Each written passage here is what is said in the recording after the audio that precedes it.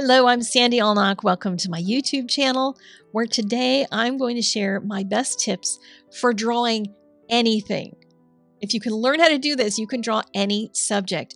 Animals, people, landscapes, whatever it is you want to draw, you can use this technique to improve your drawing in all of those areas. If you don't yet have pencil and paper with you, please go get some and come right back so we can talk about blocking in shapes.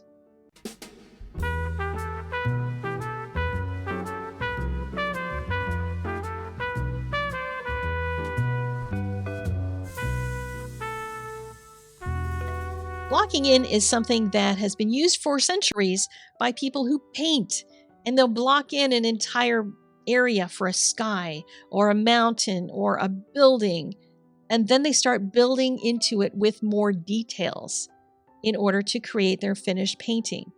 We can do the same thing with drawing. So we're going to just use pencil and paper to block in a sketch before putting in further detail. The way this is going to go is I'm going to demonstrate in this video the blocking in of this Eurasian blue tit. And you're going to be able to do that with me, so please do join in. If you want to join me for the completed drawing and adding in all the detail, I'll be doing that on a Zoom call shortly after this video goes live. There will be a link in the doobly-doo. If you would like to just continue the drawing on your own, you're welcome to do that. My next video is going to show you this blocking in technique on a more complicated subject. So be sure you're subscribed and that you've turned on your YouTube notifications, because I just found out that only 5% of you have your notifications turned on in your YouTube app. What is wrong with you? Turn it on. So this is the drawing paper that I'm going to be using for this, Canso Noto, and it's got a lovely embossed logo on the outside of it. Just kind of nice. This is made by Jet Pens. It's exclusively for them, and it's got Tomoe River paper in it. And it's got the white paper, but it's a dot grid because I'm going to use it for a nature journal. I'll talk more about that in the Zoom call, but here's how it compares to the cream paper if you've experienced that before. So let's get started on the Eurasian blue tit. This bird looks to me a little bit like the shape of a croissant. And that croissant shape is topped with a potato. So you can kind of see how my brain works. I think in terms of food, right? But there's an eye that's round. There's a beak that's a triangle. There's all different kinds of shapes within this one very simple bird. And we're going to draw them and layer those shapes on each other and look at their relationships and their size and placement compared to each other as we do this loose sketch. So let's begin with the biggest shapes. And depending on the object, you may have one big shape, two big shapes, three big shapes, but we've got the croissant and the potato. So we're going to put the round head on top, that knobby sort of potato-shaped head, and put a body on the bottom. I'm not stressing about whether or not I've got it exactly right now, because I'm using a very light pencil line. Kind of dropping the tail in just a little bit, and then I'm going to start doing some things that are measuring against where things are at. I looked for where the center is on the bird, and then tried to see if I have the head in the right place. Do I need to move it up so that the beak ends up in the right spot? And, where is that line across the eye compared to everything else? What angle is it going at? Drawing in the bottom of the potato to get the rounded shape of the white feathers. And then looking at a little bit more at the body, I wanted to get these feet in there to start to see where I place them. The furthest foot on the left sticks out past the body. And I'm looking for those kind of relationships. The bend on the stick happens right by that furthest foot on the left side. But as I was looking at this, I realized my bird needs to be a little bit chunkier. He's been eating well, so I want to give him a bigger body. So I'm going to erase parts of it and redraw them in, give him a little bit more space to tuck in all of his little whatever it is that these birds eat, probably bugs.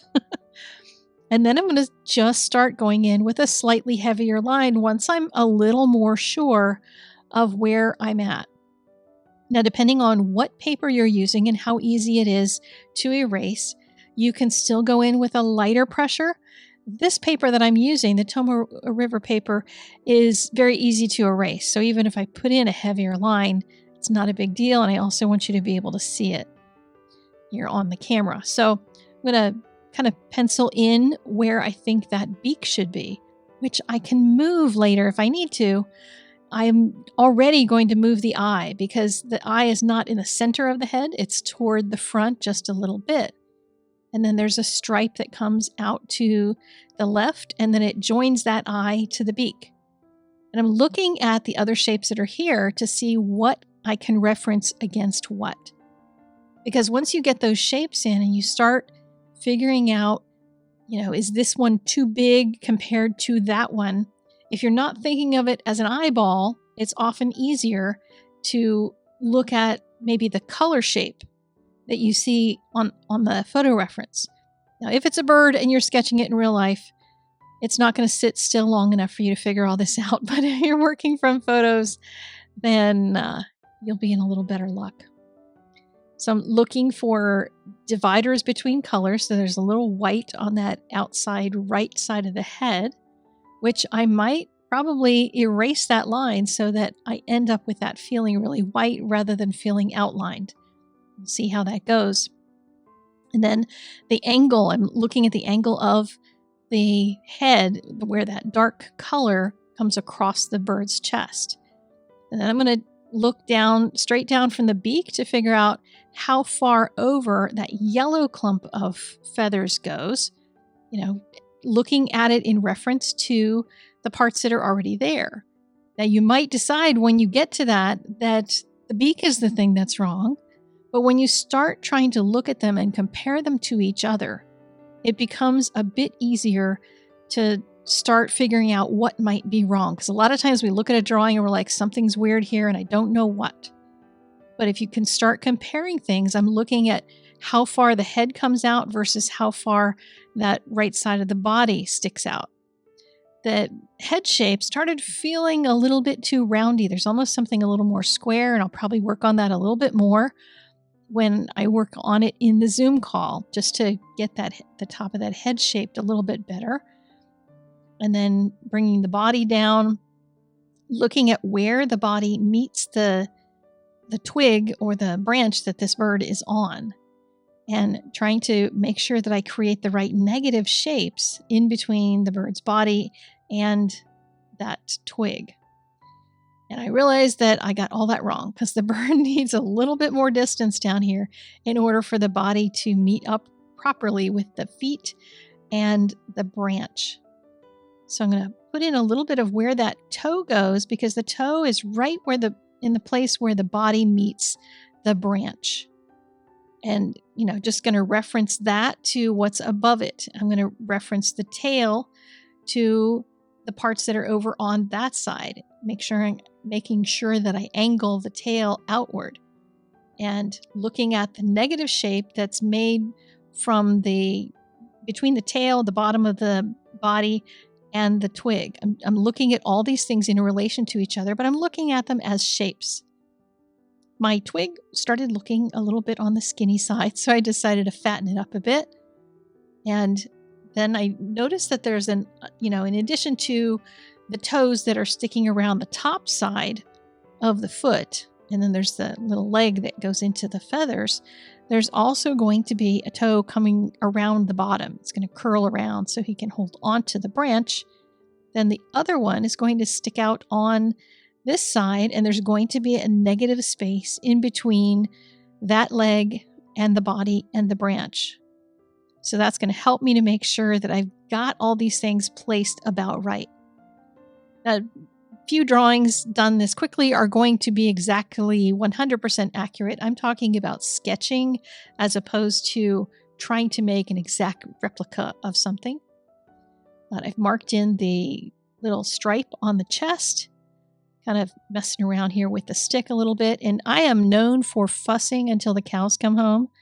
And even after, I get to the place where I think I'm done, I suddenly realize something else. I unfortunately skipped the little part on the top of the head, all of that little blue catch up there. And even, when I get it all finished, I start noticing other things. So I had already put the text on my page prior to taking this to the Zoom call. That's going to happen in just a little bit. And realized that the body needed a little reshaping there because the yellow portion of the feathers kick out just a little bit further. One more tidbit about this paper, it is 52 GSM, so it is a little bit on the see-through side, and you do get a little bit of ghosting. However, once the bird is drawn in, you're not going to really notice much of that coming through from the next drawing. So go get yours done, your initial blocking in sketch, and we will work on it during the Zoom call, or you can work on it on your own.